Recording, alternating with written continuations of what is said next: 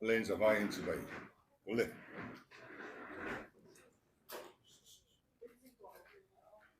Mizoram chung ami te baka khovel ram sang sang Mizo omjong sang te po sorkar thal mingin chibai ka bu kani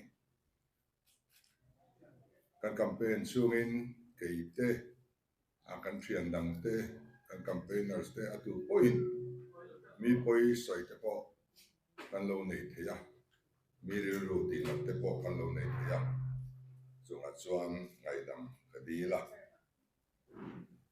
tin sorkar thar hian kan bul tron nan la li sual thu soi kalla ti sual le to su ati kha kan ri ru kan hong renga tun ma thil lo kal to in sui vak vak emo khatiang lampang kha kan ri ru om lo ba tu na trai ro chuan me tinin dik takin thil kan ti tu rania ding na ro rel in kan to no wa ti sual le ero chunga chuan kan khau le don ani ti ka kan soi wa tin min FIR thelu theina te zalen nan ne ya ko ta te chung chu alu lo thei lo wa sorkar khan ko ro rel na khan in ro theina kan nei lo wa chu wangin tu boy kalai emo tu boy thar emo awmani ro chuan chu chuan ama pangpang ai azong mai tur ani ten kan rama abik takin in thandona do te in puna anase me ma kan media awang hian hetianga in pu thin na hian kan ram politik ati bal zole me maya chu wangin hetiang thil reng reng hi kan in sui deuh zel to dona thudik ani chuan apua khan tur mai tur ani adik lo ni chuan apu tu khan tur mai tur ani zalen taka hetia du soi na ringot mai ram ni hi adik lo ba ei chu kan palzam mai mai don to lo ti ka soi wa tin fake account manga mani ming bo ti langam si lo ba doi se taka tlan se chunga mi be hi kan chui suak zel to don ani chu wangin mitin te film khur turin ka in cha lo ka political transfer hi develop from kan dua lo te lo mani chuan thu dang ni senin ama ro chu politik awanga transfer lo tok to te ero chu an chung chang lu sak takin kan railway lo thei don lo ani ten kan official te song song hian zalen na ania tu na tang chuan zalen takin an zalen nei mang se kadua kan zalen lo lu tu ka opinion poll ola ka po kan ngai dan kan soi ngam lo ke mani mai kan ni lo sorkar na tok te chung point opinion poll an ngai dan an soi chuk thangam to lo chu tiang chuan sorkar na tok te zalen na dan bein au meka sorkar na tok ten an ti lo tur chin aram ri au mai ni kan du zong soi te kan du lo zong soi te kan tran zong lo soi te kan right ni khatianga zalen taka kanom lo chuan kan rama hian politik dik om thei don lo ani chubang chuan sorkar na tok te tun ma ang khan che taka siam chui kan du lo ba zalen na in nei ang thataka ramle nam tan in man kan du ani minister tin officer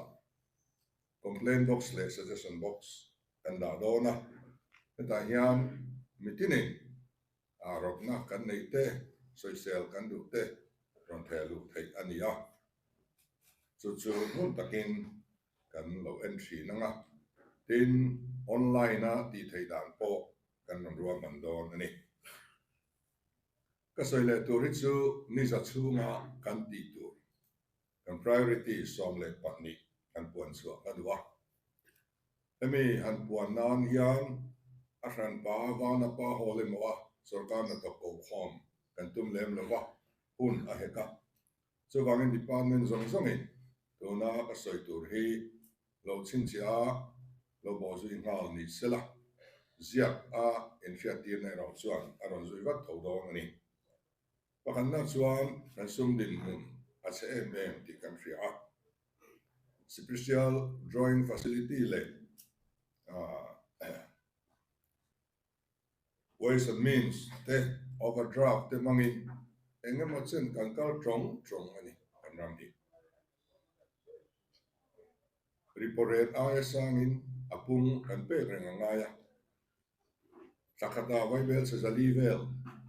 salary le pension akala ngaya abang hi te bem em to mai ni chu tiang chuan hi wangin RBI point kan sorkar chu warning aron peta hiala tuna kan ro chun turahi budget ning noi mai ani boxia so bang chuan financial year thar lo thleng tur ki year of consolidation in so me na kumatan kan mang phot dona khat ichu mi puin ke mali din bun kan siam than na hunatan min pese kan dua project lian le thil poimawh te khat chung chuan kan ti rum thei dawn lo ani ama ro chu ti chung chuan kan ngaihpawimawh ber chu kunna thok tu te an ni a chung kunna thok tu te thai thar so thiang le ayeng le marcha le mun phia hemi pali hi a minimum rate puangin kan le yang ti kan in tiam ani chu kan thu tiam chu kan bo zui ngal dona kan budget te kha tam lo ma selangin aning noi tang po hian kan ti thei donin kan in ria a chu wang chuan en thai thar chi tu te zong hian kan ret anga fral andu chuang an fral thenga kan ren ai thazok an mania rem khian na ruang an na lo siam thei ni chuan an zalen boka chu tun sorkar thara kan ti hasak ber tur ani in finance department a hian SEDP tan vaibel sida songa da that ania ei hi thule ma chuan khoi chet mi alo tur ani apathum na chuan budget siam chung sang ei November thla kha budget po sai hon ani der to a kan tlai khet to a chu ti chung chuan ti thei ala omin kan ria kan minister tin te hi an department chan theu anen kol dan tu a road map ziakin kan nei vek ani chu minister tin te kan pe vek dona chu mi ning zui chuan a tla chok ni lovin ngai tu a san pa po ni lovin kha kan policy kan lo duan tau sa mang khan an minister chan theu anen kol dona budget pa ngai tin mai angai le angai nei reng remote hi ani lova tuna kan budget thar tur hi chu ZPM policy oriented budget ani kan besia chu wangin mi puin an vote chu kan policy kha ni ha kan manifesto kha an vote ani kha ka ti lo tin an duwa tu nei na min pe ni chu wang chuan department ni an minister theu te kai khwai na ngai poimo in budget siam dan pa ngai remote ni lovin ZPM policy tin zone budget ron siam turin ke cha du bok ani ten kan budget a hian don financial year thar atang chuan share kop dik na sei don ani kan budget a hian share kop dik lo atam lu tu kan le budget tura kan pass te ai tam tak atakin le kan bale don ti khereng chungin lan moinam tlem theyang berin kan da kan CSDP te po adam theyang berin kan da lan moi kan dua revised estimate ain or budget estimate ain revised estimate alo claim tu ya actual alo claim le tu ya kung khata kan chut sual nei vai bel se sang tel ni kung chen khata chuan vai bel se sang huwa ten kan chut sual ni so dik chia thei chuan ni lo ama ro chu vai bel se sang tel la kum tin chu dik lo kum khwa tu ri ani karing lo chu wangin kan ni angin kan langang eng ma ke ni chuan kan zep dong lo kan tun din mum tak kan chiat zemo kan thak zemo lang chuak thei turin budget hi department tirin anon siam kan be sia atira kan an pass ho dial le atopa kan pass lo ang thil thleng tam tak lo om supplementary demand manga soi ho na po hon to si lo wa in rul liam le duak thin hi hi kan ram finance and ko da hian ti re a siam that kan duani ten sorkar sum mani mimal akau na lo la da kan lo pal lo ani chuan action lak ngai lovin mani lo in chin fel wat turin kan in fiat tir bok ani apalina chuan resource mobilization committee kan din dona hei arang theiang perin na tho tir kan tum ani chu chuan aron khoi tur chu pakhat na chuan austerity measures in ren chem da engang nge sum kan sen tem te na tu ti aron tianga chu da chuan ke mani ho minister ho hi kan kal ka sadon ni ma kan floi don ni and tinan chief minister in 2904 pali a sortaya pali kan banang pali dang kan lakolam minister ten pali an kol thaya pani kan chokang pani an lakol thaya MLA ten pani an chor thaya pani kan bananga pakhat an chor to ten MLA zong zong ta na kar thar lehi ti to ani bakang ten minister tin ten kay potiamin motor thar kan leidon lo alui ala trai mem lomin kan fia sorkar thar wanga motor lei thar sia hi atlu na kan febelo subangin mantla an lani phot chuan alo man lui hi an mang zui ve mai don ani ten minister pakhat zelin kar pakhat le spare pakhat an kol theyang chu bak chu an kol tur ani la bangla kan lu adona bangla lu adona piang hian furnishing en mo chen tam tak man athal an thak thleng thina heng bangla te kan minister tena lungoi takan lu mek ten ni a furnishing hi ti tu kan tilo awamang hian kan chomang oi molaya alo pel he de mo thuam than ngai mo lo pal ani ro chuan chu su thu fanin awamanga furnishing lam re re hian an mani dam chen an nei veka thak tu chu mi huna kum chu ti zan do thak tu ti awm sa veka chu mi ang chuan akal ve mai tur ani ti chuan minister bangla mai ni lo sorkar building zone soha furnishing hi furniture hi atina thak ahuna zo siam veka thak to tur ani namdang siam man tur ani lo chu chu ahun zela ti khan voi kan thak group lovin a life period alo to pa khan ata tolin ti tur ani tani ten minister te an sinin anin floi do turan lo anin zui dum turan lo a hek sak atul lem lo sikul nau pang in lo tir tur ani lo in zone pe chu khap sat ani ten chief guest a kan zup kan tum lo til te nau thenga chief guest a min som lo turin mi pui te po kan nen chewani kan officer ten lo hong ve ro se lo ti ve ro se lema a minister chinina an on hon om hi so mai tun malama in koi ba thenga an hong khasu adi em lo ani so wangin khana khan kan hun la hek chi anga la khan in ven kan dua ten hemi austerity chung sa nga hian ke mani ma kan floi dona official ten min zui kan be se ni kan official zong zong an entitled chin la ro se ke po ka entitled chin chu chen khat po bang lo la pek ka entitled lo chu chen khat po hi kala don lo chu wang kan official te point an entitled chin a lu ngoi se la an entitled ba local pal an lo omani chuan lo in chin fel wat turin kan in fiat tira ayan thatu kan da don ani ta hian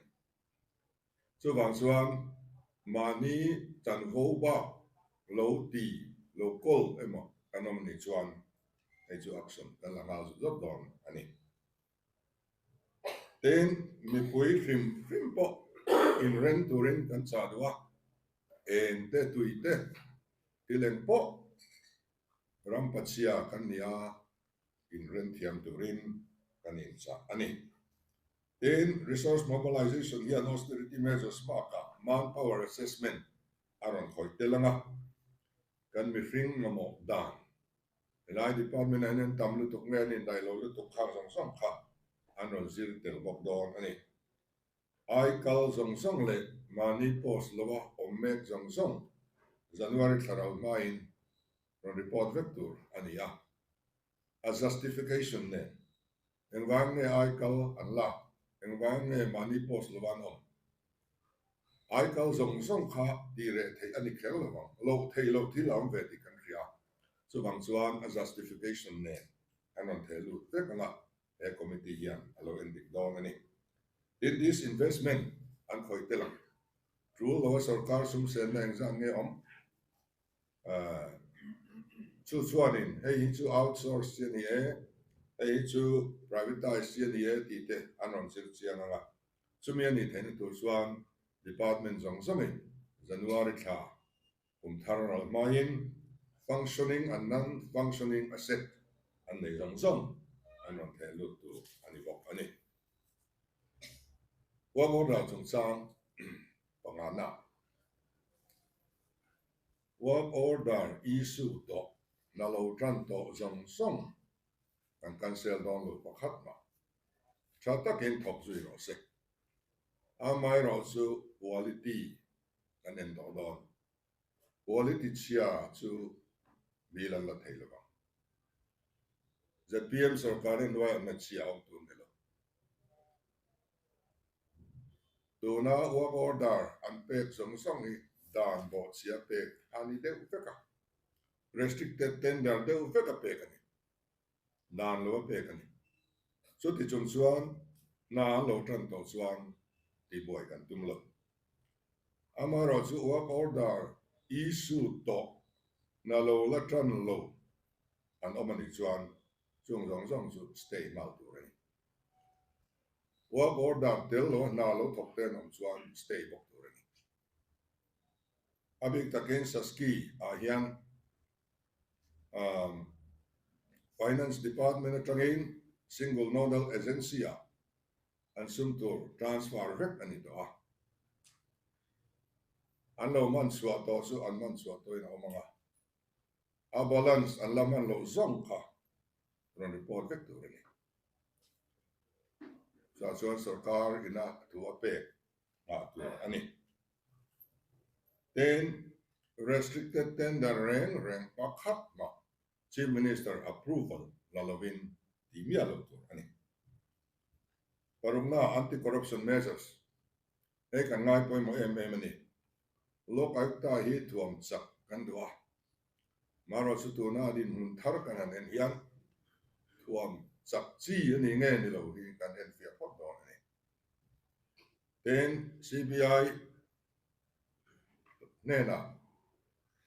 general consent aram te yang berin kan pengal bok dona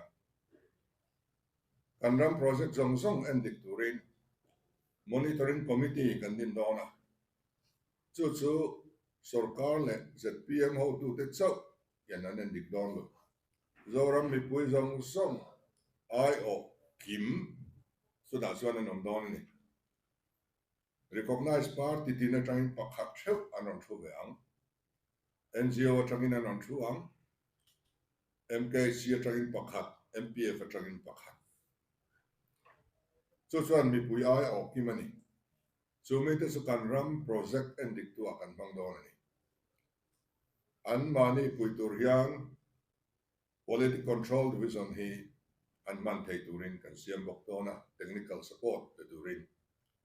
Prati sarkar kan dolowa mi pui sarkar alo piang ta ni so wang chuan mi pui sarkar ani sia chu kan monitoring committee a hian tilan an nga dona so mi te chuan project tlo trul an tlonga contractor khan a huna lo zo lo theilo ta sela engwai ne a huna zo lo chumi huna chuan ka zo wang etizat hian tin ti huamin ngu lo lau em in an deal ni sia enga tinge a huna hian an zo theilo so wang chuan at san an ena he committee hian MNA party congress party zong ngai dan kan la vek don ani ai om vek don chumi te chuan a ipo se sak de wangu an ti lo chuan en contract nga hini khat ma kan put se don in revised estimate hi su committee box chuan i revise sak de teng u an ti ni lo chuan cheng khat point revise ani ngai to don lo i ka kan soi le du bok ani ten etiak na kan thon tura hian kan minister le kan MLA zong an chung khat laina le thiam tha te voina hian ka ngen wa en kan chung khat laina le kan thiam tha te hi min froi sol tu kong dik lo min zo ti thin tu an lo ni to ani mai the ke ni ai ro hi chuan ei lo tura min pui tu min trong trai pui tu min ven pui tu ni turin an chung khat laina le thiam tha te zong kan nge na kan party workers zong po chu tiang tu chuan kan nge na kan official zong te po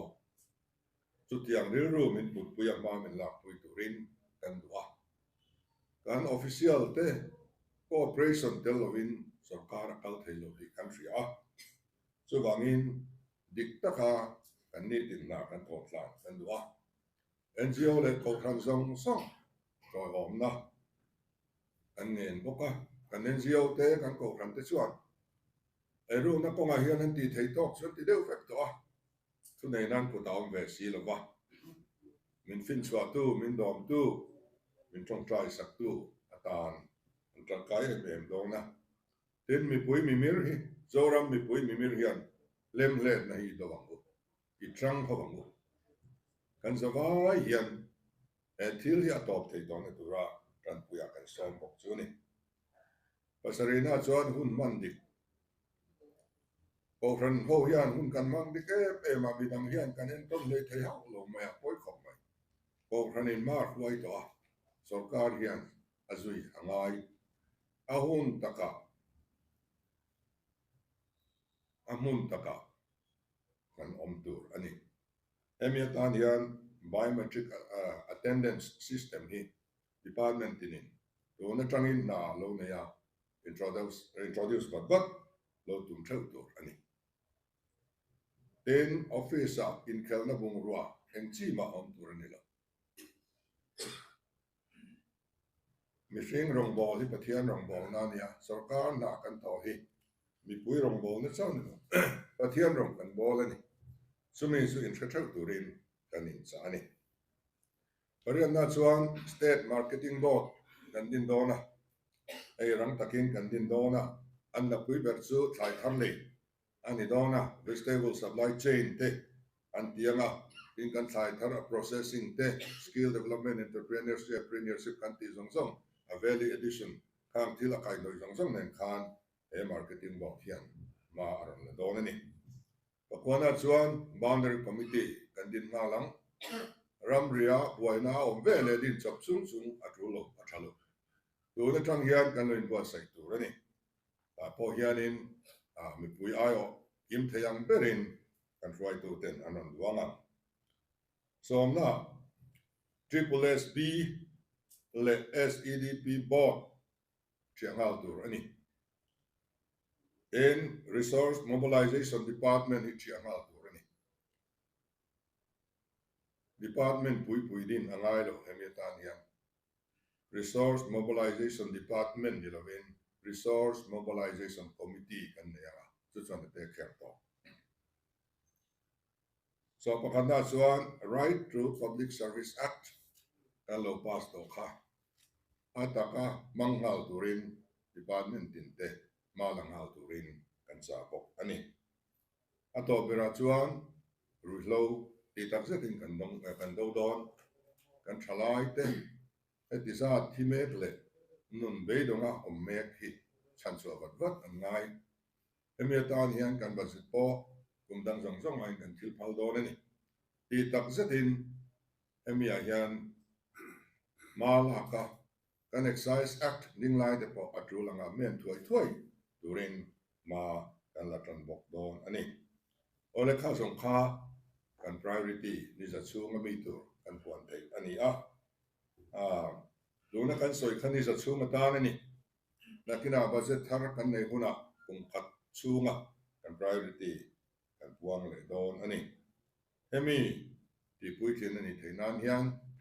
ti pui zong trong try ya tran min lo lak pui turin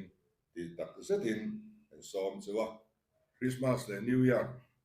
lim tak le thamuang taka mang turin du sakna an la na chu alo me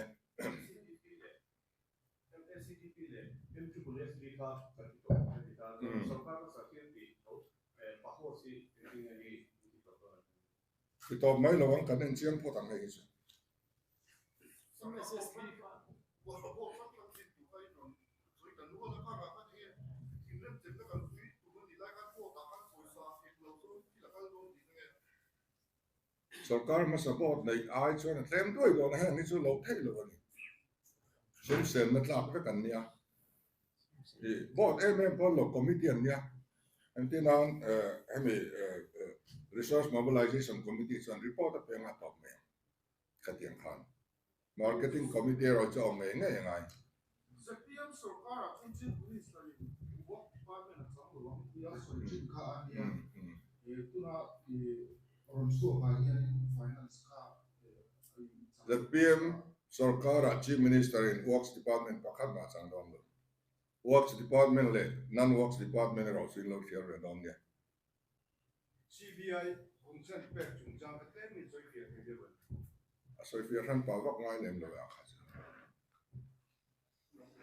tu na chuan CBI na case an chui du reng state sorkar in palna pek zel nga ya lo ka ta point HO CBI ko ti la nang ti hi hoi thum man nei to ma se kan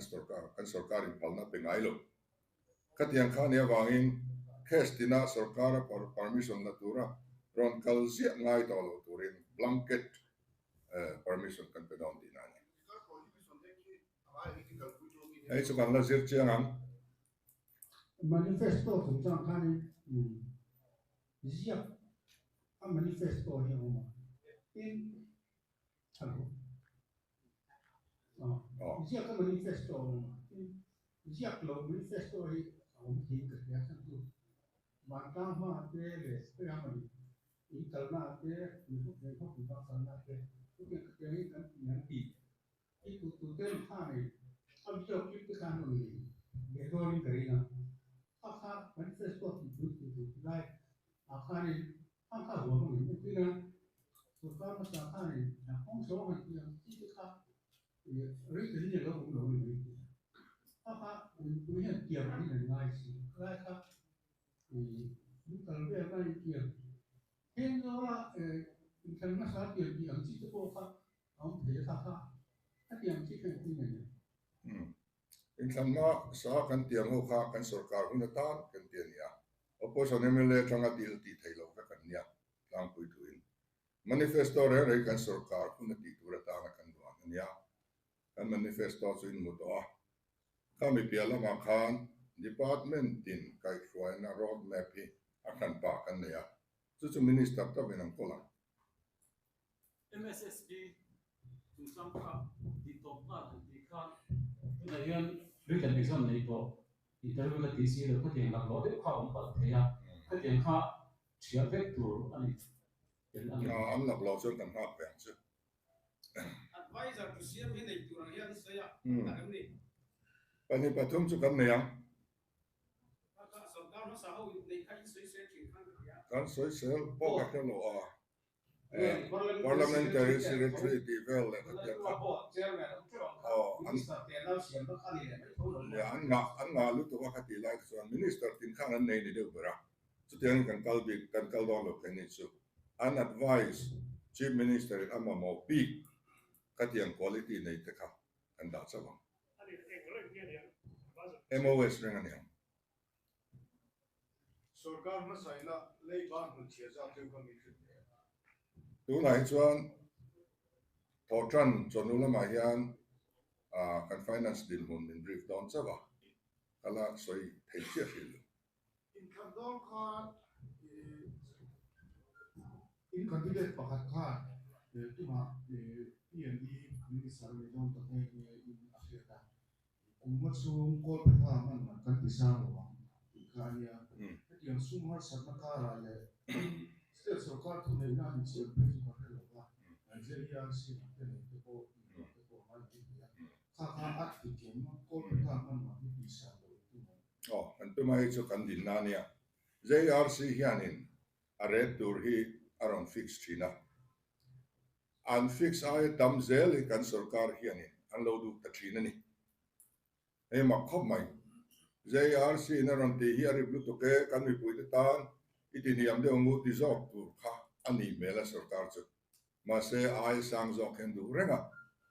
ti chuan complain hun an honga khami hun chung khan ZPM hian ka complain thi chu hearing ti mayang an mani ko hun khan nei le a chu ta chuan kan ayo kan tir bok thi khamian ya wang khan tu na kan electric bill po hi ZPM malak na wanga tlatniam ania tu na kan sarkar kalta du dan ang khava pompui tai lang complaint siam lo lang asang khopa JRC na arot ai sang fe ni tlatani chu tur chuan ni lowa uma chungin kan tisang do lo kan tia he chu kan commitment ni kan honor ama ro chu JRC kan fix polo nei sengin khami chin kha an to thelo ni point state sum khan atwar thina ni emi power and electricity budget kha ka chon da mai chumi state sarkar na da thei chung chuan JRC chuan soi tor ni